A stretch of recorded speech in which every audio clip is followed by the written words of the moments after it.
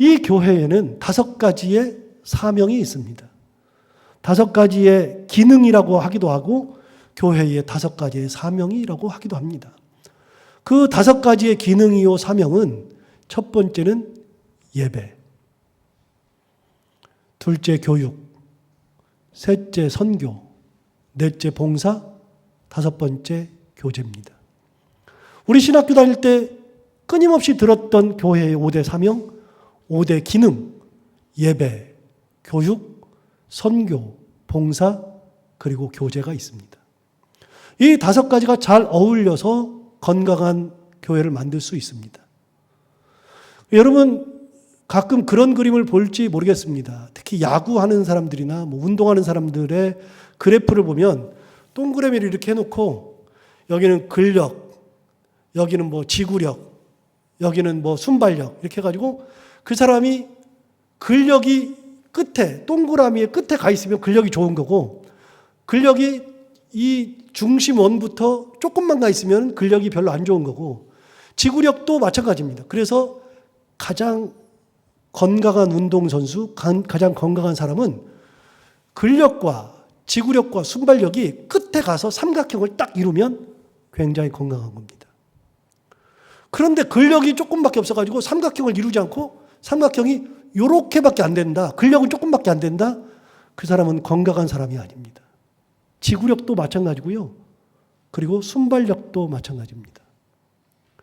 그 세 개가 균형을 잘 이루어야 그 사람이 제대로 된 몸을 가지고 사는 사람이죠. 교회도요. 5가지가 균형을 잘 맞춰야 합니다. 그 중에서 가장 중요한 것은 무조건 예배인데요. 예배에서도 중요한 게 있습니다. 예배에서 하나님의 뜻이 이루어지지 않으면 그 예배를 뭐 해드릴까요?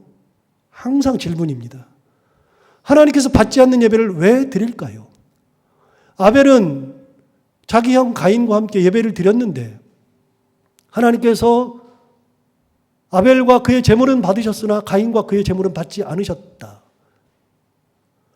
가인은 도대체 왜 제사를 드렸을까요? 왜 제사를 드리고 마음이 상해서 그 동생을 죽일까요? 분명한 거는 예배는 하나님이 받아야만 한다는 겁니다. 다시요. 하나님께서 세워주신 가정과 교회는 무조건 하나님의 뜻이 이루어지는 그것이 바로 하나님의 가정, 하나님의 교회입니다. 하나님의 뜻이 이루어지지 않으면 하나님이 세운 공동체가 아닙니다. 이 교회를 하나님께서 세우셨을 때에는 5가지 사명을 주셨는데 예배와 교육과 전도와 봉사와 교제로 이루어져 있습니다. 개인적으로 저는 가장 허약한 게 제 자신은 교제가 가장 허약합니다. 저는 교제를 그렇게 썩 즐기는 편도 아니고 잘하는 편도 아니고 교제를 막 하면서 성도들과 뭐 하는 것을 잘 못하는 축에 들어갑니다. 가장 약한 게 교제입니다. 교제도 적절하게 잘 해야 합니다. 그런데 제가 그렇게 교제를 못하는 이유 중에 하나는 교제를 하다가 성도들 간에 교제하다가 싸우는 것을 많이 봤기 때문에 상처 입는 걸 많이 봤기 때문에 그럼 차라리 교제를 안 하는 게 낫겠다. 그거를 아주 오래전부터 가지고 있었기 때문에 제가 교제에 대해서 약간의 노이로제 같은 게 있어서 안 만들려고 하는 그런 습성을 가지고 있습니다. 그런데 교제도 하나님께서 허락하신 거기 때문에 해야만 합니다. 그래서 장로님들과도 얘기했는데 우리 교회가 일꾼들 격려회를 하기 위해서 매년 400만 원씩을 모았는데 코로나 때문에 우리가 쓰지 않은 돈이 1200만 원이 모여 있습니다.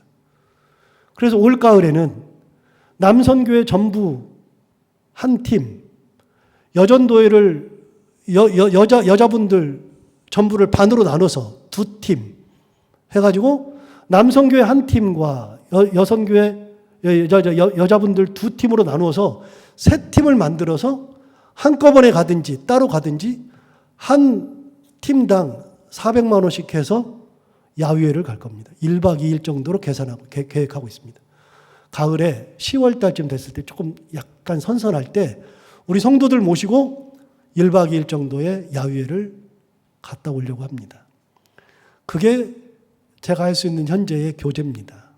어찌되었든 제가 가장 중요하게 생각하는 것들은 하나님께서 세워주신 공동체는 하나님의 뜻이 이루어져야만 한다는 것. 그렇지 않으면 하나님의 공동체가 결코 아닙니다. 그래서 우리가 하나님의 공동체를 이루었다는 확신을 가져야만 하는 것이고 그 확신에서 우리 교회가 나가야 합니다. 여러분, 이 교회가 1977년 3월 1일에 창립 예배를 드리고 45년이 지났습니다. 45년 올해 3월 1일이 창립 45주년이었습니다. 앞으로 5년만 있으면 우리는 창립 50주년을 맞이합니다. 그런데 여러분, 50주년을 맞이하는 지금 우리가 지금 어디에 서 있을까요? 신창교회가 어느쯤에 서 있을까요? 한번 뒤돌아봐야 되지 않겠습니까?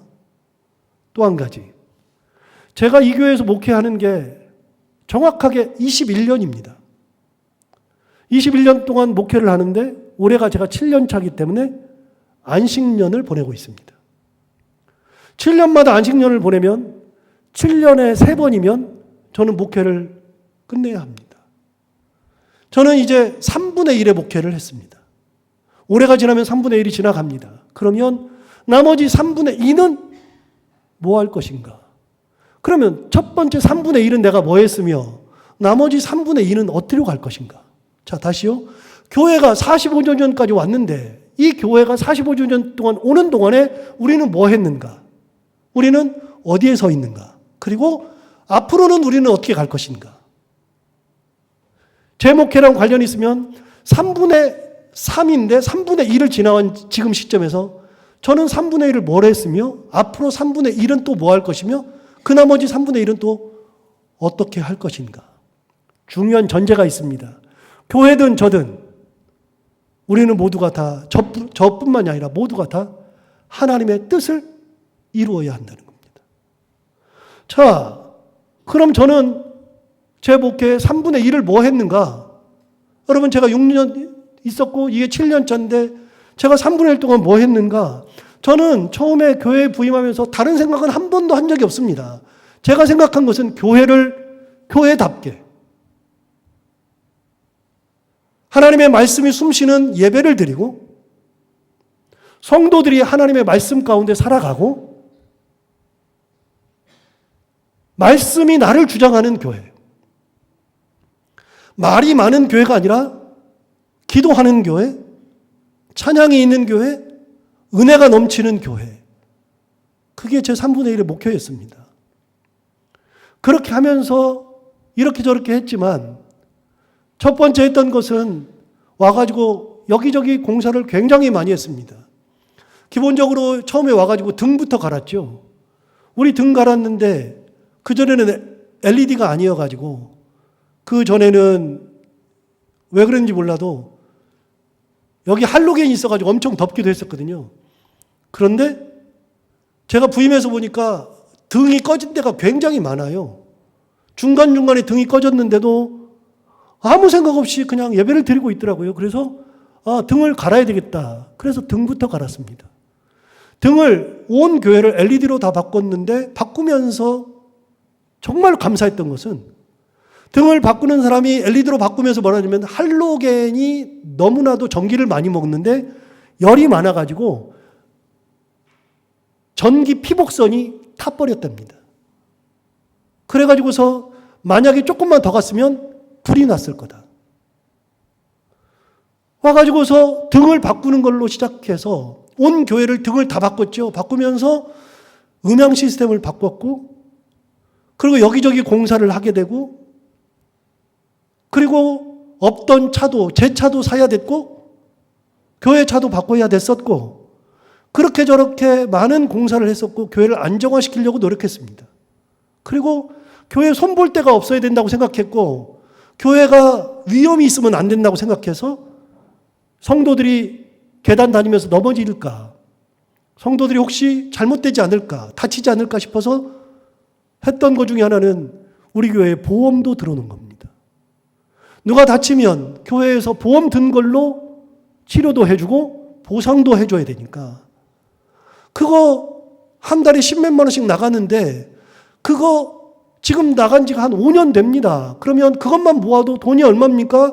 그러나 그럼에도 불구하고 성도들이 여기에서 어려움 당하지 않도록 하기 위해서 그런 거 하는 겁니다. 그리고 2층을 리모델링을 했습니다. 교육관을 만들어서 그래도 우리 아이들이 교회에 들어와서 얼마든지 마음껏 예배드리고 마음껏 뛰놀 수 있는 예배.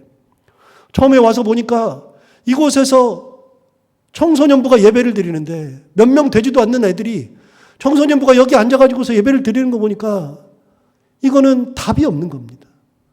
어떻게 할 수 있을까? 불가능하죠. 그런데 2층에서 아동부가 쓰고 있었는데 아동부가 그걸 쓰기에도 클 뿐만 아니라 너무 열악해가지고 이걸 어떻게 할 수 있을까? 그랬는데 청년들도 여기서 예배를 드리고 공간 효율에서 너무나도 말도 안 되는 거니까 어떻게 할 수 있을까? 그래서 휴가 가든 제가 3년차 때인가요? 휴가 가가지고서 하나님 앞에 휴가 내내 외국에 있으면서 휴가 내내 기도하다가 잠을 거의 못 자고 새벽까지 뜬 눈으로 밤을 새우던 때가 많았는데 그때 기도하면서 하나님께서 제게 주신 말씀 중에 하나가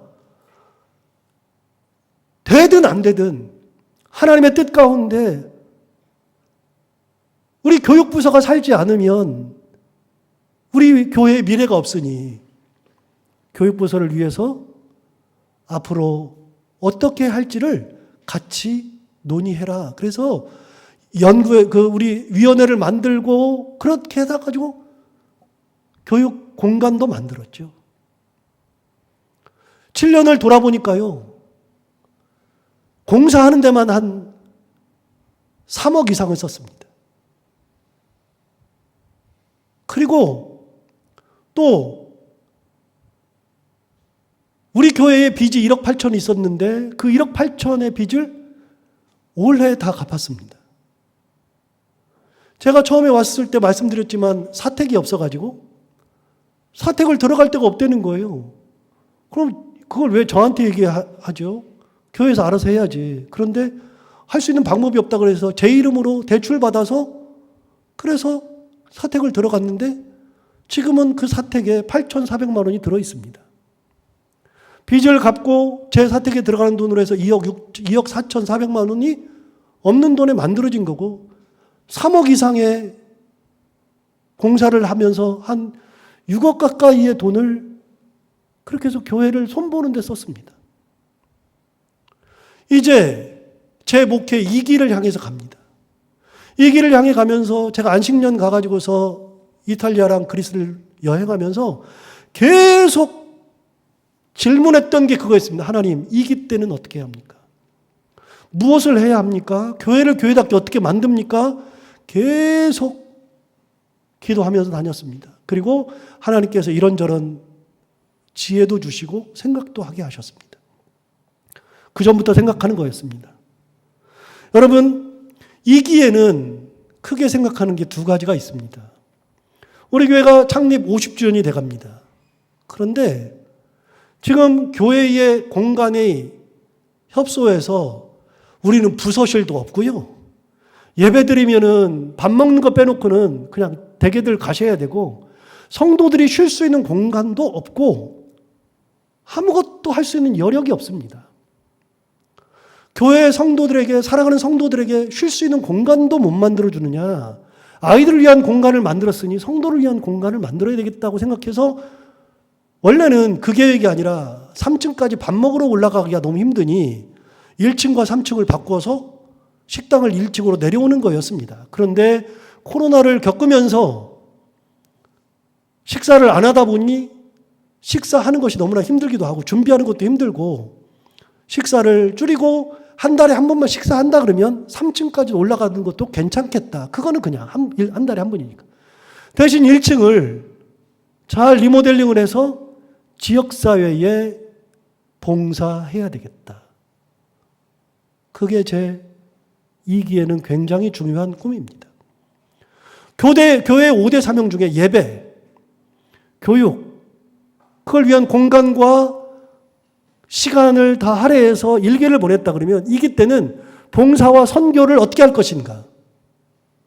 그러면 봉사라고 하는 것은 우리는 개념이 잘못돼 가지고 봉사라 그러면 지금까지는 이렇게 생각했습니다. 봉사는 교회 봉사, 성가대 봉사, 구역장 봉사, 이런 봉사만 생각했는데 하나님이 말씀하신 저는 어렸을 때부터 계속 드는 의문이 그게 봉사일까?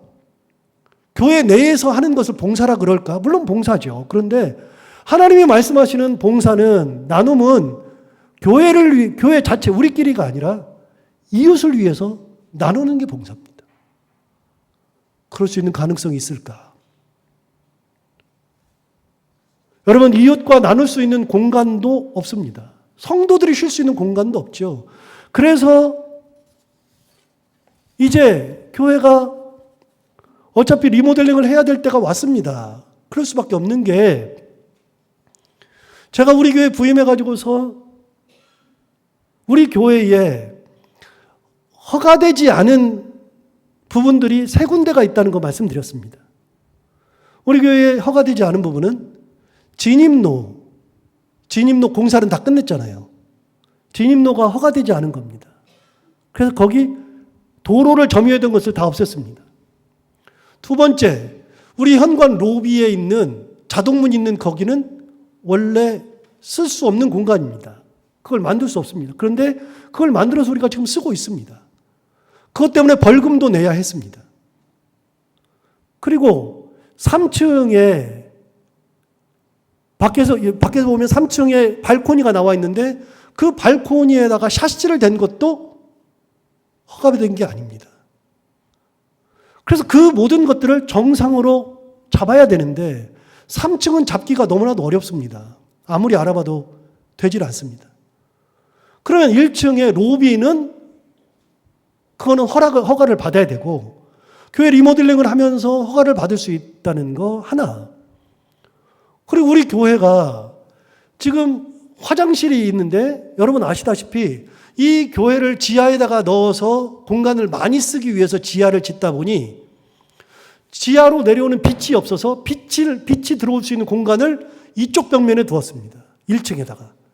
그래서 1층이 교회 벽이 이렇게 있으면 그냥 교회 벽이 이렇게 올라간 게 아니라 1층에 가서 보시면 우리 1층에서 지하로 내려올 때 보면 이렇게 화장실 옆쪽으로 이렇게 조금 튀어나온 거 있잖아요. 계단 바로 옆에. 그만큼이 밀려 있습니다. 어디까지 밀려 있냐면 유치부까지 밀려 있습니다. 그 공간을 우리가 쓰지 못하는 겁니다. 그래서 그 공간을 어차피 지금 우리는 빛이 들어오는 교회가 아니니 그 공간을 밀어내서 공간도 없는데 그 공간을 밀어내서 화장실을 새로 내고 1층을 리모델링 하는 것이 굉장히 중요한 숙제 중에 하나입니다. 어차피 리모델링을 할 수밖에 없습니다. 그래서 이런저런 계획을 많이 가지고 있고 1층을 어떻게 리모델링 할 거냐. 이거는 처음에 제 생각은 1층을 리모델링을 할 때 커피숍을 만들어서 공짜로 주변에 있는 모든 사람들이 아침 10시부터 오후 4시까지 공짜로 누구나 다 교회를 완전 개방해서 다 드나들 수 있도록 하겠다라는 아주 순진한 생각을 했었습니다. 그런데 부작용이 있습니다. 그래서 어떻게 할 거냐? 커피숍을 할 거냐? 그럼 커피숍을 하면 완전히 무료로 할 거냐? 아니면 돈을 받을 거냐? 돈을 받으면 얼마를 받을 거냐? 돈을 받으면 누가 봉사할 거냐? 어떻게 할 거냐? 굉장히 복잡한 게 많이 있습니다. 또 그게 그래서 차라리 여기를 문화공간으로 만들어서 여기에 주변 사람들한테 영화도 보여주고 그 공간이 있으니까 다른 문화활동도 할 수 있는 공간으로 1층을 개방할 수도 있습니다. 그것도 어떻게 될지 모릅니다. 지금은 리모델링 한다는 생각만 있을 뿐 뭘 어떻게 할지 모르죠. 그래서 올해가 지나면 올해 연말쯤 되면 우리 교회에 재건축위원회를 만들어서 그분들이 1년 동안 연구한 후에 1층을 어떻게 리모델링 할 건지 그래서 이웃들에게 어떻게 나눌 것인지에 대해서 상세한 계획을 짜서 리모델링 할 겁니다. 왜 그러는가? 여러분 우리 교회가 있는 이곳은 암사동 이 지역은 옛날에는 먹고 살기가 힘든 분들이 굉장히 많았습니다. 그런데 시대가 변하다 보니 그런 분들이 적어졌을 뿐만 아니라 독거노인을 비롯해서 많은 사람들이 곳곳에서 어려움을 호소하고는 있지만 우리가 알기도 어렵고 그런 사람을 알기 위해서는 동사무소로 가야 됩니다. 주민센터. 주민센터에서 우리에게 알려줄 수는 있습니다. 그런데 국가 시스템이 너무나 잘 돼 있어가지고 이제는요, 우리가 하기 전에 국가에서 다 도와줍니다. 옛날처럼 우리가 그 사람들에게 뭘 찾아가가지고 뭘 주고 뭐 할 수 있는 그거 자체가 이제는 시대적으로 안 됩니다. 그럼 어떻게 하느냐? 이웃들에게 할 수 있는 봉사는 1층을 개방해서 평상시에 사람들이 얼마든지 교회를 이용할 수 있도록 하고, 하나 더 요즘에 드는 생각은 어떻게 하는 거냐면 1층을 리모델링 하게 되면 유치부가 올라가야 되거든요. 그런데 유치부로 올라갈 때 지금의 아동부로 유치부를 올리고, 아동부를 지금 성가대 연습하는데 그쪽으로 아동부를 올려서 다 올라갈 텐데 2층에 유치부를 올릴 때 거기를 완전히 유치원 아이들 가기도 전에 어린 아이들이 놀 수 있는 공간을 잘 만들어서 이 주변에 있는 엄마들이 집에서 애들 보기가 힘드니 그 공간도 1층을 개방할 때 동시에 다 개방해서 지역사회 사람들에게 나눠야 되겠다. 교회는 제가 옛날에 어느 분 목사님 설교를 들으면서 이렇게 들었습니다. 그분이 이렇게 말씀하셨습니다. 저는 그 말씀을 들으면서 아, 그렇다 했습니다. 그분이 이렇게 말씀하셨습니다. 그분이 자녀들한테 이렇게 얘기했다는 겁니다. 아빠는 교회를 그만둘 때 교회로부터 아무것도 안 받을 거야. 야, 교회가 아빠를 책임져야 되겠니? 너희가 아빠를 책임져야 되겠니? 자녀들 보고 책임지라 그랬답니다. 물론 그분 그렇게 안 하고 있습니다. 그러니까 말이 잘못된 겁니다. 그런데 그분이 설교하면서 이렇게 말씀하셨습니다. 교회가 사회 덕을 봐야 됩니까? 사회가 교회 덕을 봐야 됩니까? 이웃이 교회 덕을 봐야 되겠습니까? 우리가 이웃의 덕을 봐야 되겠습니까?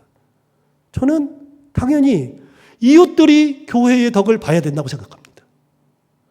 무한히 나눌 수 있을 만큼 다 나누고, 그러다면 부작용이 없지 않아 있겠죠. 화장실을 이용하다 보면 더럽게 사용할 수 있겠죠. 공간을 사용하다 보면 누군가는 청소를 해야 되겠죠. 기물도 파손되겠죠. 그렇다 그래가지고서 그걸 안 한다? 말도 안 되는 얘기입니다. 옛날에 제가 처음 와가지고 2년 됐을 때 어떤 사람이 화장실을 이용하고 갔는데 그 사람이 화장실 이용하는 것은 얼마든지 괜찮은데 남자 소변기에다가 똥을 싸놓고 갔습니다. 그러니 그걸 누가 치웁니까? 결국은 저나 당시 이경래 목사가 치워야 되는데 제가 치우려고 그랬더니 그래도 이경래 목사가 부목사라고 목사님 가십시오. 그래서 본인이 치우더라고요. 그럼 여러분, 누가 똥 싸놓으니까 교회 화장실 개방 안 해야 됩니까? 여러분, 교회는 그렇게 누가 똥 싸는 곳입니다. 교회는 누군가에게 이익을 주는 곳이 교회입니다. 내가 봉사해서 이웃을 섬기는 곳이 교회입니다. 그런 것 때문에 교회 문을 닫고 화장실을 닫는다.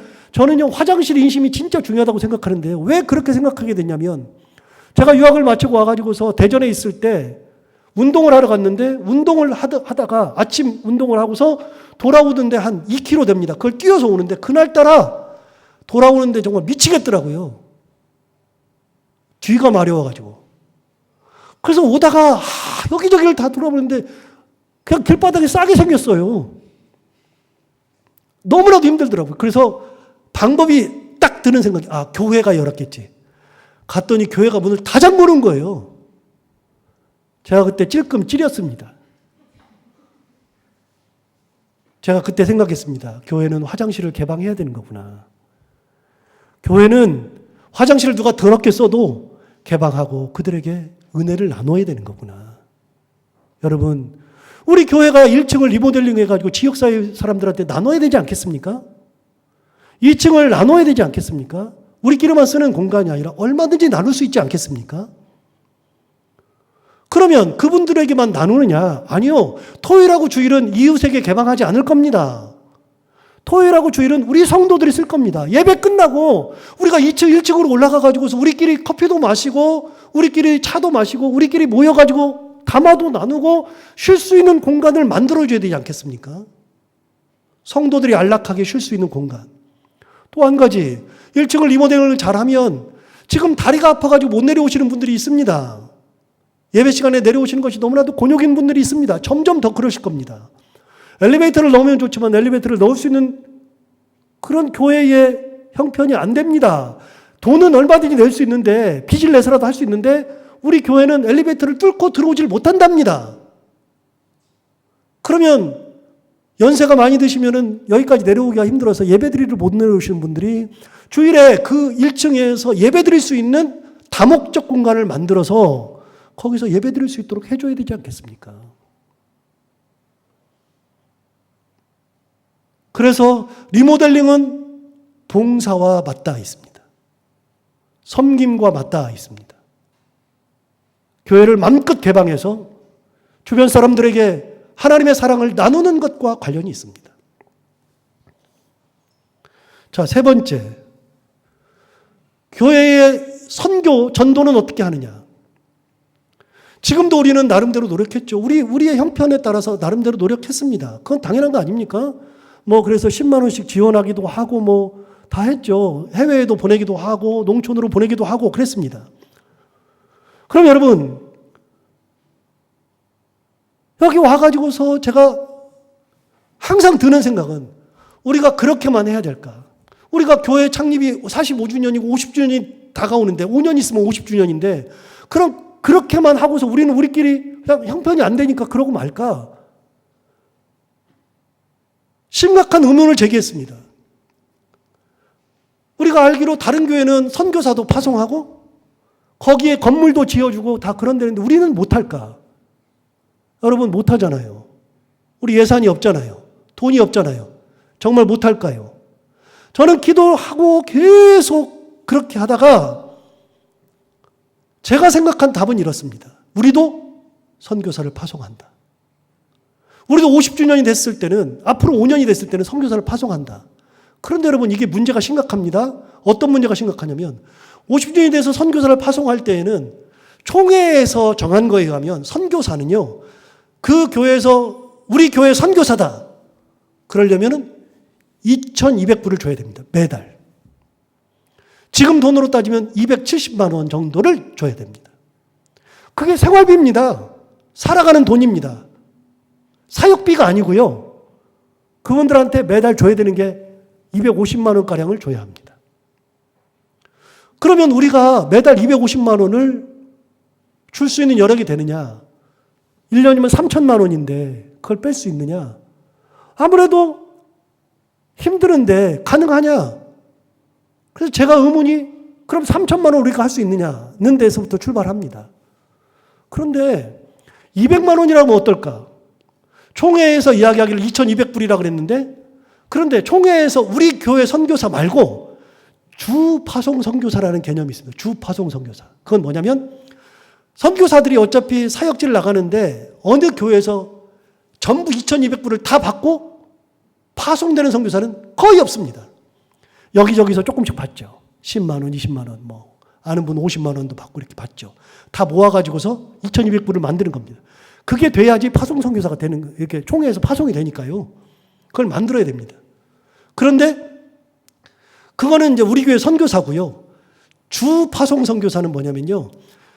여러 교회에서 조금씩 이렇게 모아가지고 2,200불을 만드는데 어떤 교회 10만 원, 20만 원 그러는데 그 교회에서 150만 원을 감당하면 주 파송 선교사입니다. 우리 교회가 150만 원을 할 수 있으면 주 파송 선교사를 파송할 수 있습니다. 그런데요, 여기도 심각한 문제가 있습니다. 여러분, 선교사를 제가 이렇게 생각해서 우리가 보낸다고 생각해 보세요. 그럼 선교사를 보내면 2,200불 주면은 그럼 우리가 3천만 원을 만들었다고 쳐요. 그래가지고서 선교사를 보내요. 얼마든지 보낼 수 있죠. 다 보냈어요. 근데 문제가 뭐냐면요. 제가 지금까지 선교지를 돌아보고 선교사들을 보고 많은 경험을 해보니까요. 그렇게 2,200불을 주고서 끝나는 게 아니라 가서 사역하면 교회를 지어야죠. 땅을 사야죠. 어떤 데는 소도 사줘야죠. 어떤 데는 전도해야 되니까 전도 물품 해야죠. 어떤 데는 차도 사줘야죠. 그거를 감당하는 교회들이 몇 교회 안 돼요. 그러면 우리가 우리 교회 선교사를 파송했는데 2,200불만 딱 주고 끝이에요? 그게 가능합니까? 불가능하죠. 그러니까 우리가 파송 선교사를 우리 교회 이름으로 보낼 수는 없다. 그렇게 하겠다고 생각했지만 그렇게 할 수는 없다. 150만 원을 준다고 쳐도 주파송 선교사가 된다 그래도 교회를 지을 때 5천만 원이 든다 그러면 5천만 원을 어디서 만들 겁니까? 저는 불가능합니다. 제 머릿속에는 안 됩니다. 그러면 150만 원을 줘서 우리 교회 선교사, 주파송 선교사를 보낼 수 있느냐? 불가능하죠. 그래서 제가 계속 기도하고 그동안 경험과 이런저런 얘기를 듣다가 머릿속을 딱 띄운 게 하나 있습니다. 우리나라의 선교 역사가 벌써 100년이 넘습니다. 우리나라 선교 역사가 100년이 넘어서 100년 넘게 선교사들이 나가 있거든요. 그러다 보니까 여기저기 선교사들이 많이 갔는데 우리 선교사들이 얼마나 대단하냐면요. 그 돈을 모아가지고 병원 짓고 학교 짓고 교회 짓고 뭐 땅 매입해가지고 뭐 하고 엄청나게 합니다. 그리고 선교사들이 가장 많이 하는 게 뭐냐면 신학교 세우는 겁니다. 현지인들을 데려다가 신학교육을 시켜서 자기네 나라의 오지로 다 보냅니다. 그래서 오지에 나가 있는 그 신학교 출신들이 오지로 나간 선교사들이 있습니다. 현지인들. 그 현지인들은 그 현지에서 한 달 월급이 적게는 50만 원에서 많게는 100만 원까지. 그러면 제가 생각하는 것은 200만 원이라고 치고요. 저는 우리 교회에서 200만 원까지는 할 수 있다고 생각합니다. 큰 무리 없이. 200만 원이라고 생각하고요. 그러기 위해서는 다른 선교는 제가 다 접을 겁니다. 10만 원씩 보내는 거 다 접을 겁니다. 싹 다 먹을 겁니다. 그냥 주파성 선교사, 우리 선교사 한 분에게 다 해서 할 겁니다. 그런데 200만 원이라고 쳐요. 혹은 250만 원이라고 쳐요. 그러면 200만 원이라고 쳤을 때 그냥 100만 원을 사례비로 준다. 나머지 100만 원은 우리가 1년을 모았다가 땅을 살 때 우리가 땅을 사주고 우물을 팔 때 우리가 우물을 파줄 수 있고, 그래서 제가 생각하는 선교의 개념은 우리나라 선교사가 나가서 거기서 사역하는 선교사를 우리의 선교사로 하는 것이 아니라 현지인들 중에서 오지로 들어가고 자기 고향으로 돌아가서 선교하는 이들을 직접 해서 그분들과 해서 그분들에게 하나님의 나라를 확장할 수 있도록 선교사를 파송하는 거 충분히 가능합니다. 얼마든지 가능합니다. 그래서 우리가 50주년이 되었을 때에는 우리 교회도 우리 교회가 정한 현지 선교사가 있지 않겠어요? 예를 들어서 그 선교사 이름이 뭐 캔디라 그래요. 그럼 캔디 선교사를 위해서 우리는 캔디 선교사한테 기도 제목을 받아서 주보에 싣고 같이 기도하고 거기서 일어난 일들을 알고 그럴 뿐만 아니라 1년에 한 번이나 두 번씩 우리 성도들도 다른 교회 그런 거 있잖아요. 선교지 가가지고서 본인들 선교지 가가지고 거기에서 선교지도 돌아보고 집도 지을 때 같이 가서 집도 지어주고 거기서 공사도 같이 해주고 뭐도 같이 하면서 그러는 교회들 많잖아요. 우리는 못합니까? 저는 할 수 있다고 생각하고 해야 된다고 생각하고 우리들도 신창교회 다니면서 우리 선교사 이름을 불러가면서 기도하고 우리도 자부심을 가지고 하나님의 일을 감당한다는 그런 의미를 가지고 있어야 되지 않겠습니까? 그래서 현지인 선교사들을 이렇게 저렇게 제가 지금 알아보고 있습니다. 가능할까? 충분히 가능합니다. 충분히. 그래가지고 당장에 제가 안식년이 3번인데 5월 달에 한 번, 7월에 한 번, 9월에 한 번, 3번을 안식년을 기본적으로 나갈 건데 처음에는 제가 가고 싶은 데만 가려고 했습니다. 예를 들어서 이번에 그리스랑 이탈리아를 일주를 하고 싶었고요. 두 번째 가는 것은 북아프리카에 어거스틴이 태어났던 튀니지, 모로코, 알제리 이쪽 북아프리카 지역과 거기서 지브롤티 해협, 그 지중해 지브롤티 해협이 짧으니까요. 지브롤티 해협으로 배를 타고 넘어가서 스페인으로 넘어가서 포르투갈까지 쭉 해가지고서 일주.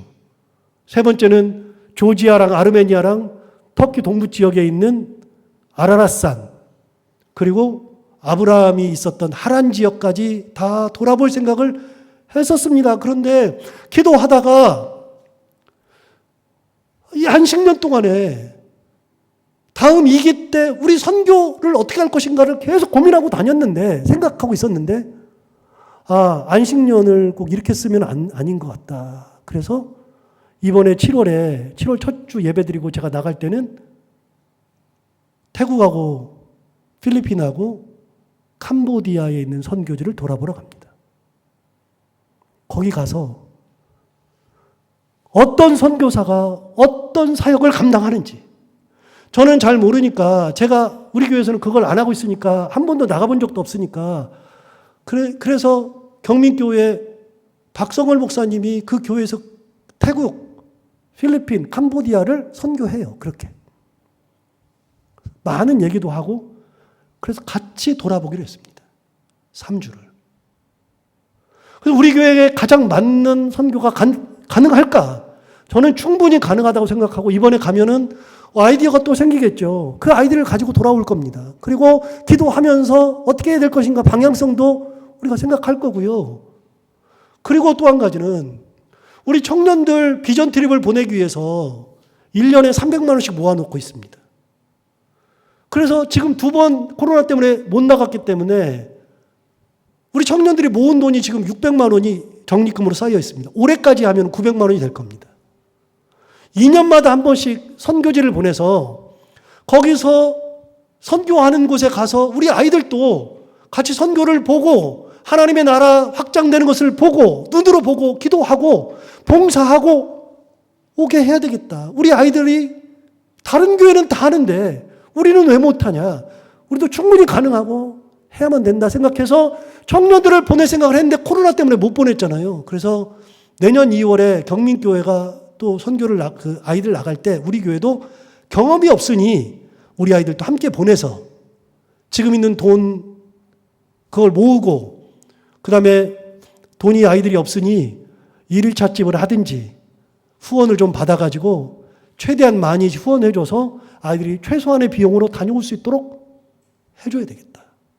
그리고 우리가 선교지를 개척하면 우리 성도들과 함께 1년이 됐든 2년이 됐든 한 번씩 나가서 선교지를 돌아보고 하나님의 역사를 체험하고 돌아봐야 되겠다. 우리도 그런 교회 만들어야 되겠다.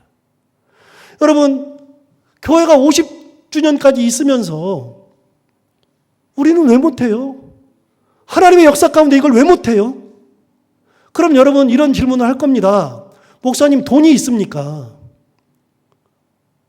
여러분 돈이 있냐고 물어보는 거는 당연한 거죠. 우리는 돈이 있어야 되니까요. 리모델링부터 생각해 볼게요.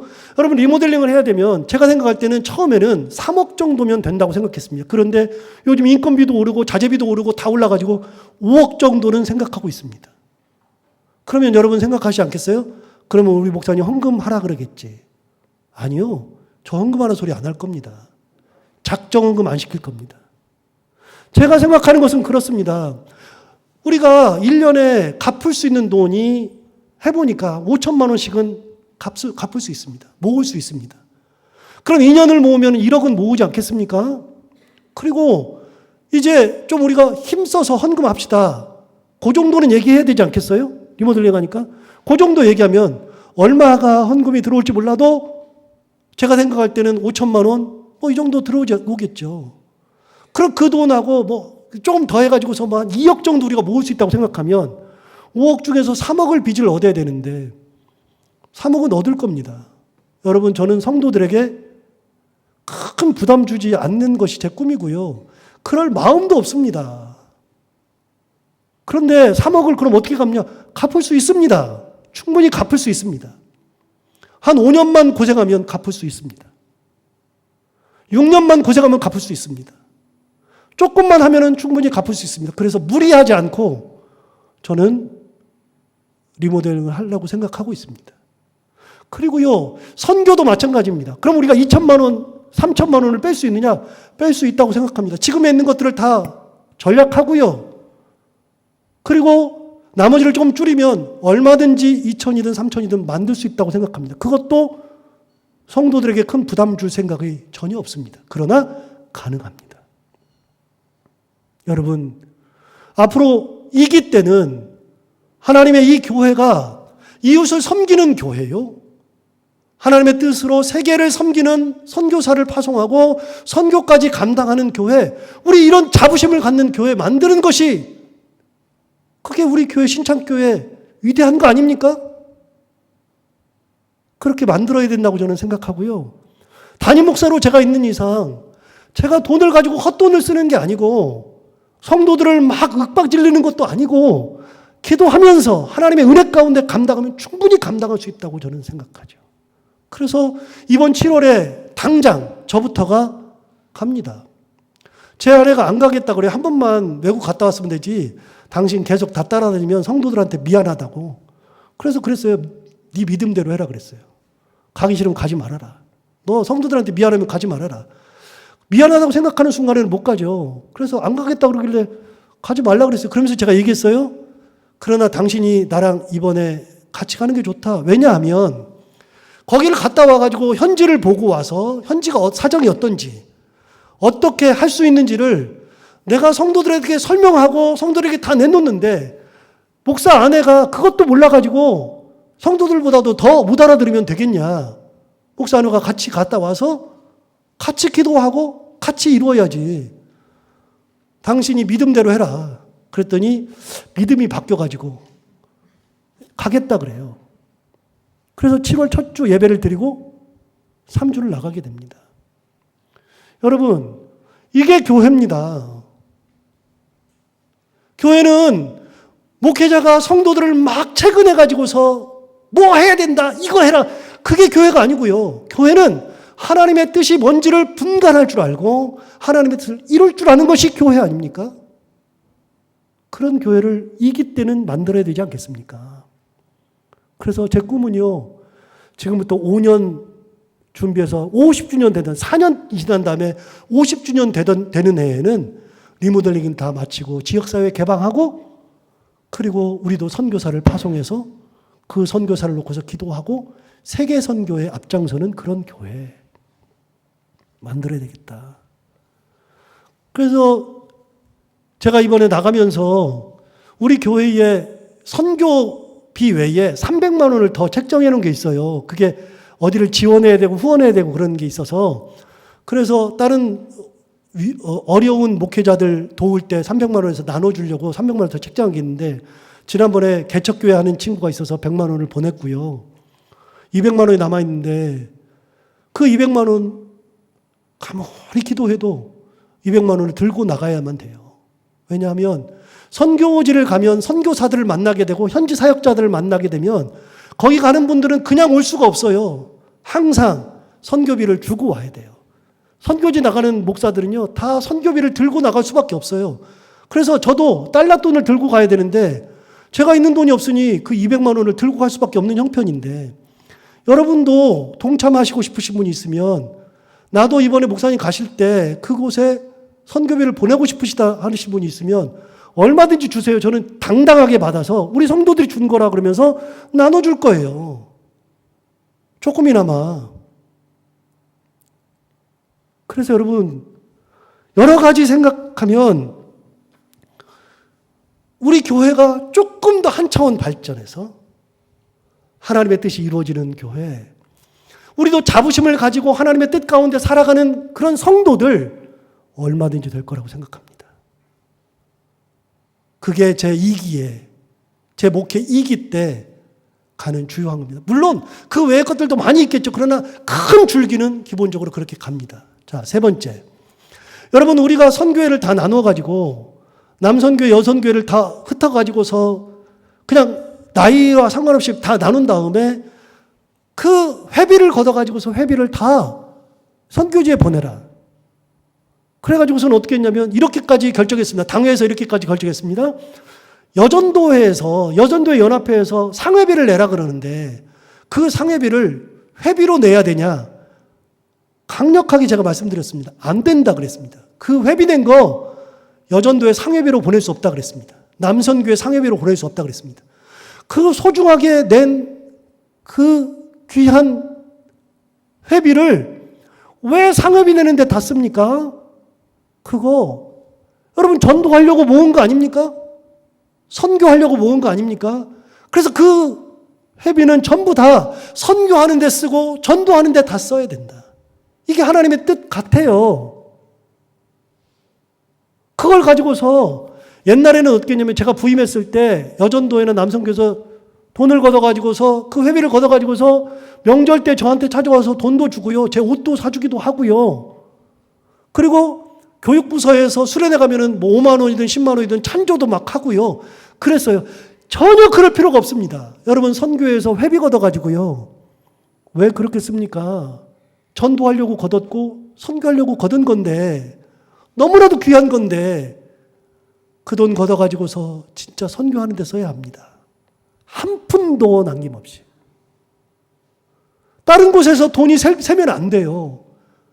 그 돈 세면 그냥 세고 마는데요. 저한테 돈 가져오면 좋죠. 저 돈 좋아하니까. 저한테 돈 가져오면 좋지만 그 돈 받아가지고 부자가 안 돼요. 얼마나 집 못 사요. 없어도 아무 상관없어요. 그러나 하나님이 보실 때는요, 잘하고 있다. 신창교회 선교회는 진짜 잘한다. 국내 선교를 하든 해외 선교를 하든 너희들끼리 그 헌금이 아니라 회비 내가지고 그 회비로 그렇게 돕고 있다는 거 진짜 잘한다. 여러분 교회는 교회다워야 합니다. 하나님의 교회를 만들어야 됩니다. 아니면 무의미하거든요. 그래서 우리 교회 선교의 방향과 봉사의 방향은 말씀드렸습니다. 이렇게 갈 겁니다. 그리고 또 한 가지, 저 혼자 계획하지 해서 여러분에게 위에서 아래로 내려주지 않습니다. 제가 지금 이렇게 말씀드렸는데 여러분 중에서 목사님 그런 거 안 좋겠어요? 그러고서 성도들이 반대하면 제가 그걸 왜 합니까? 해야 됩니까? 꼭? 저는요, 이 교회 일 중에서 안 해야 되는 일이 엄청 많다고 생각하고요. 꼭 해야 되는 일이 거의 없다고 생각합니다. 안 해도 됩니다. 그러나 그게 하나님의 뜻이라고 제가 생각해서 기도하면서 했는데 여러분이 동의하시고 같이 가십시다. 그러면 기쁨으로 가는 겁니다. 저도 똑같이. 그래서 그런 우리 교회가 하나님의 뜻이 이루어지는 그런 교회를 만들어야 되겠다. 오늘 본문 얘기만 잠시 할까요? 오늘 본문에 갈렙이 이렇게 얘기합니다. 내가 여호수아를 찾아왔어요. 여호수아 14장이니까요. 갈렙이 여호수아를 찾아와서 얘기합니다. 내가 지금 나이가 85살입니다. 85세입니다. 그런데 85세인데 광야에서 모세 앞에 갔을 때 우리가 가데스 바네아에 갔다 와서 정탐하고 돌아와서 보고를 했을 때 그때 12명이 갔다 왔는데 10명은 거기 가면 거인족이 있으니 우리는 다 죽었다 그랬다. 그런데 당신하고 나, 여호수아와 나 단둘, 우리 둘만 거기 가면 진짜 거인족이 있어서 우리가 싸움해봐야 되지 않는 거 알지만 하나님께서 함께 하시면 우리가 능히 이기리라. 능히 그 땅을 차지하리라. 우리 둘만 모세한테 얘기한 적이 있다. 그랬더니 모세가 뭐라 그러냐면 그래, 그럼 네가 차지해. 그러면서 갈렙에게 네가 그 땅을 차지해. 이 산지를 네가 차지해. 그렇게 말씀하신 적이 있다. 근데 내가 그렇게 하고서 보니 나이가 85세가 되어서 모세에게 그 말씀을 드린 지 45년이 지났다. 내가 죽을 때가 되었는데 아직도 내가 건강하고 출입이 능하고 그러니 갈렙이 여호수아에게 그럽니다. 그때 그 산지를 모세가 나에게 허락한 그 산지를 내게 주십시오. 내가 정복할 겁니다. 하나님의 뜻대로 하나님의 뜻을 바라보고 하나님이 함께 계시면 이긴다 그랬으니 내가 그 믿음 가지고 45년이 지났어도 변한 적이 없습니다. 그러니 내가 그 믿음으로 정복할 겁니다. 그때 여호수아가 어떻게 하냐면 정복하십시오. 제가 알기로 갈렙보다도 여호수아가 나이가 적습니다.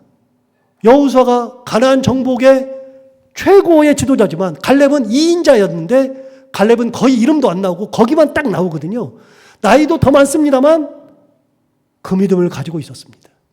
여호수아가 그렇게 하라 그럽니다. 그래서 그렇게 하게 되죠. 그래서 점령한 땅이 헤브론입니다. 유다의 산지. 믿음을 가지고 45년 전의 믿음을 끝까지 유지하고서 살았더니 하나님을 끝까지 바라보고 내가 끝까지 그걸 점령하겠습니다. 그랬더니 그 가운데에서 하나님께서 믿음으로 역사하시는 놀라운 은혜 일어나잖아요. 여러분 우리가 선교를 하든 봉사를 하든 교회가 우리끼리 헌금해가지고 우리끼리 먹고 살고 주변 사람들과 아무런 관련이 없다? 저는 교회 아니라고 생각합니다. 우리 교회는요, 주변 사람들이 와서 우리 교회에서 똥을 싸야 진짜 좋은 교회입니다. 교회가 더럽혀져야 좋은 교회입니다. 성도들이 주변 사람들에게 교회를 개방하고 주변 사람들이 교회의 덕을 보고 세계 선교에 우리도 하나님의 뜻 가운데 이걸 감당하는 산지를 점령하는 것 같은 그런 은혜가 있는 교회, 그런 교회를 우리가 다 만들어 가십시다.